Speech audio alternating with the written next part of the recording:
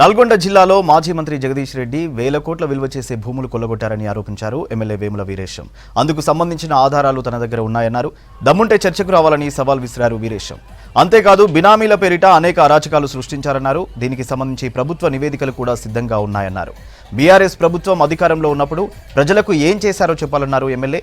నల్గొండ జిల్లా నకరేకల్ పట్టణ కేంద్రంలో హోలీ సంబరాలు ఘనంగా జరిగాయి. ఈ సంబరాల్లో ఎమ్మెల్యే వీరేశం పాల్గొన్నారు.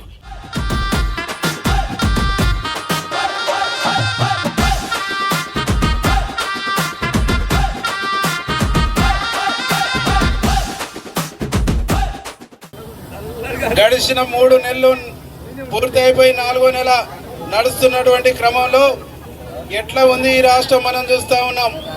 ఎట్లా అభివృద్ధి అవుతుంది మనం చూస్తూ ఉన్నాం. మన జిల్లాలో ఒక మోతాదు ఉంటాడు, ఏం చేస్తుండు, ఏడ వరిసేరు ఎండిపోతే అడిగి పోయి వస్తుండు.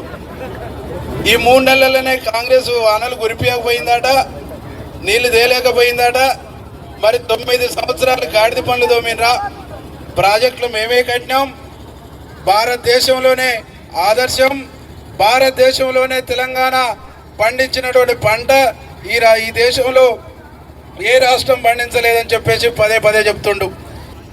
గత ప్రభుత్వంలో ఉన్నటువంటి వాళ్ళు మీరు మీ బినామీలు 1,50,000 ఎకరాల ప్రజల ఆస్తుల్ని భూముల్ని కొల్లగొట్టింది నిజం. నేను ప్రూవ్ చేస్తా, లెక్కలతో సహా నేను నిరూపిస్తా.